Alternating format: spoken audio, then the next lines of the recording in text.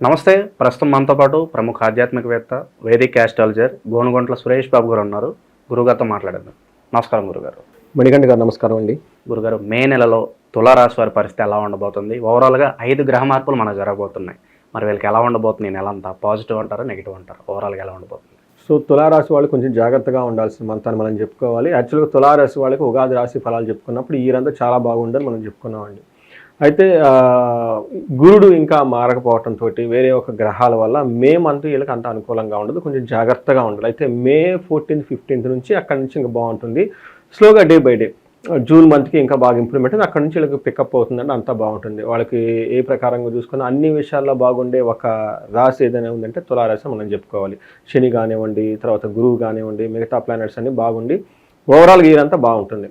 అయితే May month వీళ్ళకి కొంచెం ఛాలెంజింగ్గా ఉంటుంది. ఇది దృష్టిలో పెట్టుకుని కొంచెం జాగ్రత్తగా ప్లాన్ చేసుకుంటే వెకేషన్కి వెళ్ళినా కానీ, బయటకన్నా ఎక్కడికి వెళ్ళినా కానీ, లేదంటే ఫైనాన్స్ ప్లాన్ చేసుకున్న, హెల్త్ విషయంలో జాగ్రత్తగా ఉంటే కొంచెం ప్రికాషనరీగా తీసుకుంటే చాలా బాగుంటుంది. Prevention is better then cure అన్నట్లు బ్లైండ్గా వెళ్లకుండా ముందుగానే కొంచెం కేర్ తీసుకుంటే బాగుంటుంది. అది మనం డీటెయిల్స్ ఎందుకు చూద్దాం.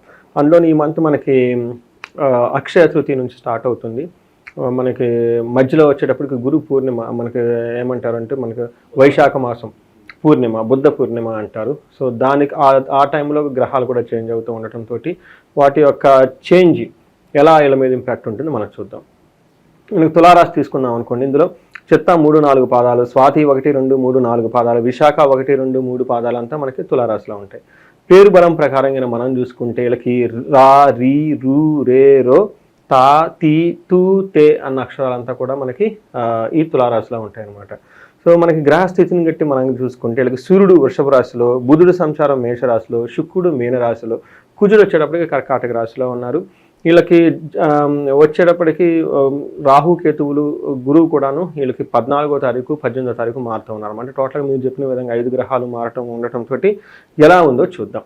మనకి మహర్షులు ఒక కాన్సెప్ట్, ఒక టెక్నిక్స్ మనకి ఇచ్చారని, దాన్ని సూక్ష్మ గోచారం, లఘు గోచారం అంటారు. ఈ గోచారం ప్రకారం మనకి వార్తల్లో ముఖ్యాంశాలాగా ఒక సమరీ ఎలా ఉంటుందో మనం తెలుసుకోవచ్చు. దీని ప్రకారం కనుక చూసుకుంటే మనకి 7వ ఇంట్లో సూర్యుడు ఉండటం వల్ల కొంచెం హెల్త్ కాంప్లికేషన్స్ వచ్చే అవకాశం ఎక్కువగా ఉంది. 8th హౌస్లో సూర్యుడు మంచివాడు కాదండి.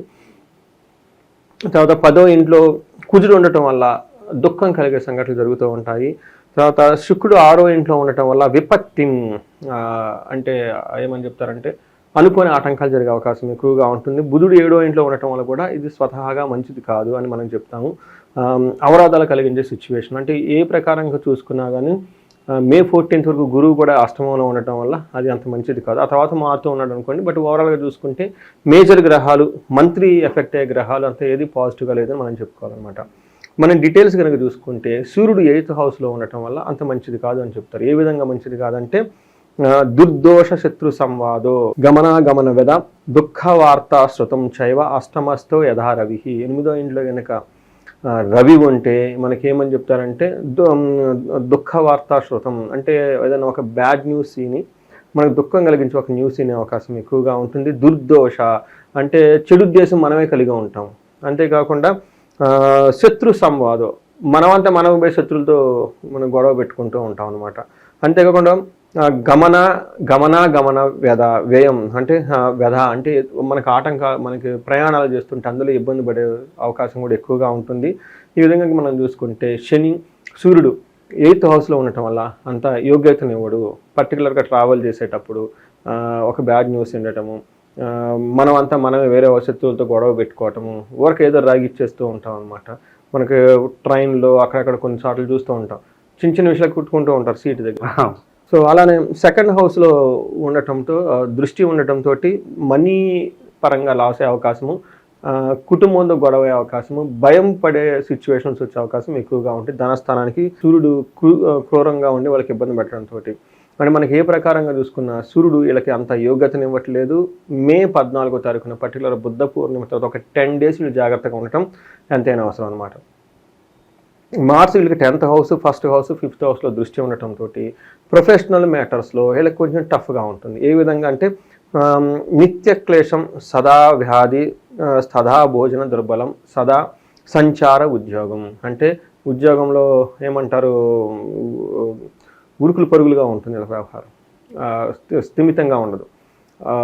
చాలా కంగారుగా వెళ్ళిపోవాలి, బాస్ వస్తున్నాడు, మేనేజర్ వస్తున్నాడు, ఇంకొకళ్ళు వస్తున్నారు, వాళ్ళ గురించి హడావుడి చేయడం, లేదంటే కొత్త ప్రాజెక్ట్ రావటం, లేదంటే కొత్త ప్రాజెక్ట్ పోవడం, సంథింగ్ అనేది వాళ్ళకి అవుట్ ఆఫ్ ది దేర్ ఏమంటారు boundaries they need to work అనమాట.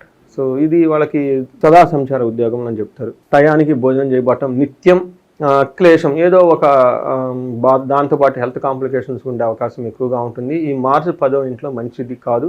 పర్టికులర్గా ప్రొఫెషనల్ మ్యాటర్స్లో కేర్ఫుల్గా ఉంటుంది. అయితే Mars 1st house 5th house చూడటంతో ఉండటంతో కొంచెం ఏమవుతుందంటే హెల్త్కి సంబంధించి విషయాల్లో కొంచెం బాడీ హీట్ చేయటం, ఉత్సాహంగా లేకపోవటము, తర్వాత చాలా లెథర్జీగా ఉండటం, ఇవన్నీ కలిగిస్తూ ఉంటాయి. 5th హౌస్లో కూడా దృష్టి ఉండటంతో ఏమవుతుందంటే 5th హౌస్ వచ్చేప్పుడు పిల్లలకు సంబంధించిన విషయాల్లో కొంచెం ప్రాబ్లంగా క్రియేట్ చేయటం, తర్వాత హయ్యర్ లెవెల్ ఆఫ్ స్ట్రాటజీ చేయటం, మంచి క్లారిటీగా ఏదైనా పని చేద్దామంటే ఒక గోలు, ఒక క్లియర్ అయిన విజన్ లేకపోవటం, వీటికి సంబంధించిన పనులతో పాటు టయానికి భోజనం చేయకపోవటం కూడాను ఇవన్నీ కుజుడు మనకి ఇస్తున్నాడు అనమాట. ఆల్రెడీ సూర్యుడు సరిగా లేడు, మళ్ళీ మనకి కుజుడు కూడా సరిగా లేడు వీళ్ళకి. ఇంకొక ముఖ్యమైన గ్రహం శుక్రుడు, చాలా మంచి గ్రహం, శుభగ్రహం. ఈ శుక్రుడు వీళ్ళకి 6వ ఇంట్లో ఉండటం వల్ల ఇది కూడా వాళ్ళకి అంత మంచిగా చేయట్లేదు మనం చెప్పుకోవాలి. ఏ ప్రకారంగా అంటే శుక్రుడు విరోధ శత్రు పీడాం జ్ఞాతీనాం చ విరోధ ఆయాసో ధారపుత్ర ద్వేష షష్ఠే భృగునందనే. 6వ ఇంట్లో భృగునందనం అంటే కుజుడు ఉంటే ఏమవుతుందంటే విరోధం, వీళ్ళంతా వీళ్ళ పోయి గొడవ పెట్టుకుంటూ ఉంటారు. శత్రు పీడాం, శత్రువుల యొక్క బాధ ఎలాగుంటుంది. జ్ఞాతీనాం అంటే బంధువులతో గొడవలు అని విరోధం ఎక్కువ పెట్టుకుంటూ ఉంటారు. అంతేకాకుండా ఆయాసో ధారా పుత్రే ద్వేష, ఇంకా ఆయాస పడుతూ ఉంటారు అన్నమాట పెద్దానికి. ధారాపుత్రం, ధార అంటే స్పౌస్, ఓకే. మనకి భార్యతోటి లేదంటే భర్తలతోటి వీళ్ళకి వృధాగా గొడవ పెట్టుకోవటం, అవమానం జరగటం, వ్యవహారాలు ఇవన్నీ జరిగే అవకాశం ఎక్కువగా ఉంటుంది. అంటే ఏ ప్రకారంగా చూసుకున్న మేజర్ 3 గ్రహాలు, దాంతోపాటు గురువు కూడా 18th వరకు సరిగా లేకపోవడంతో వీళ్ళు కొంచెం జాగ్రత్తగా ఈ మంత్లో ఉండాలి.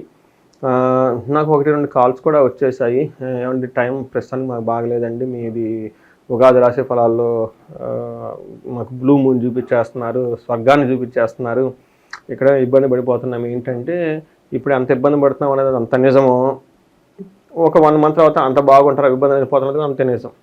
నేను రాబోయేదానికి చెప్పాను కానివ్వండి, ప్రస్తుతానికి లేదంటే జరిగిపోయింది కాదు కదా. 1 year నుంచి వీళ్ళు కొంచెం కష్టపడ్డారు తులారాశి వాళ్ళు.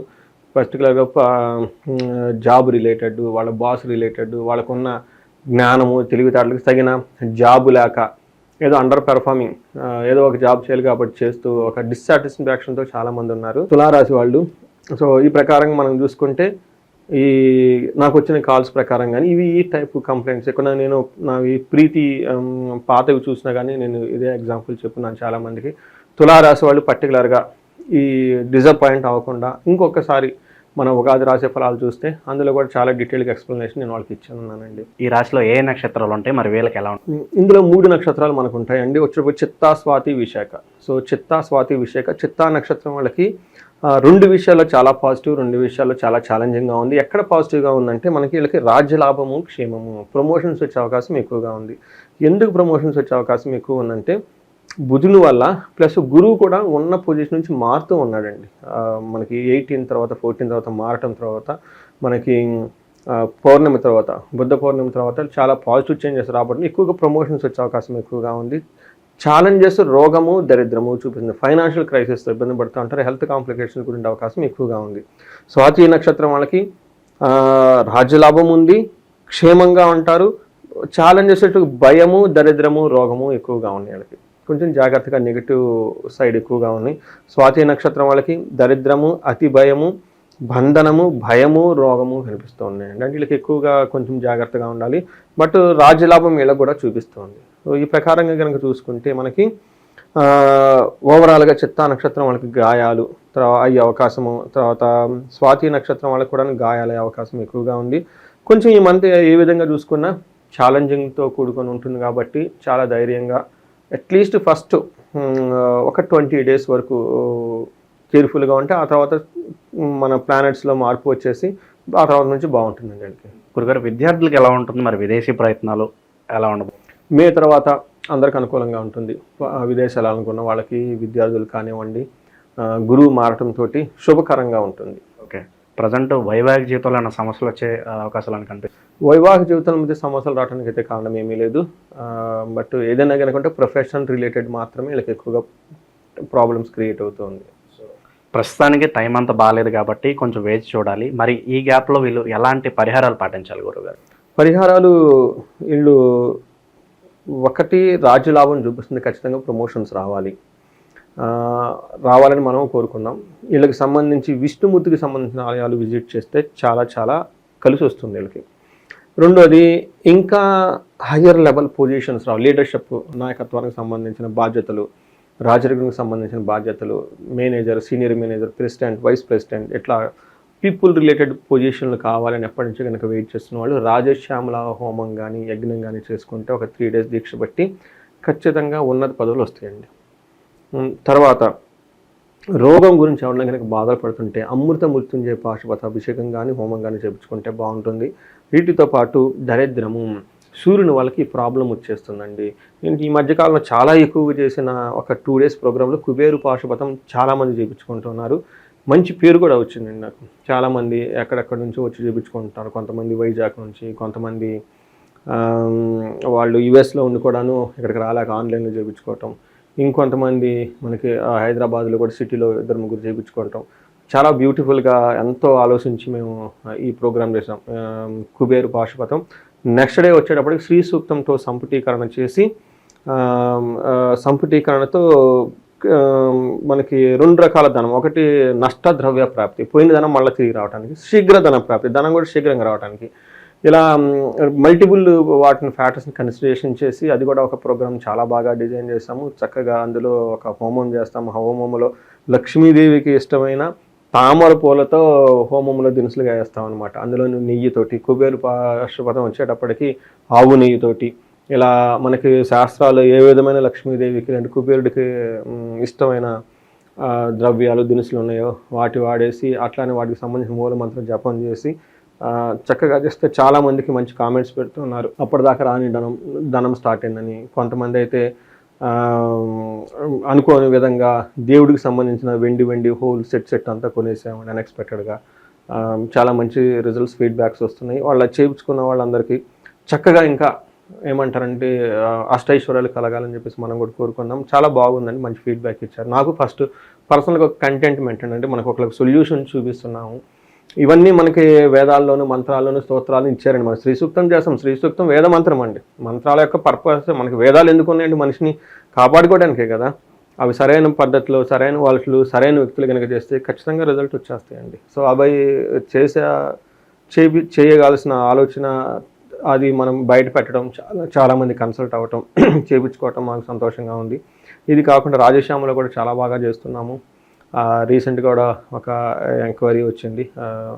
ఈ వైశాఖ మాసంలో చేయటం ఇంకా అద్భుతం. ఎందుకంటే వైశాఖ మాసం విష్ణుమూర్తికి ఎంతో అనుకూలమైన మంత్ అండి.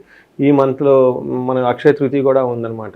ఈ మంత్లో మనకి విష్ణుమూర్తికి సంబంధించిన వాళ్ళకి దాంతోపాటు ఉదక దానం కూడా ఈ పూజలో భాగంగా మేము చేస్తూ ఉన్నాం అనమాట.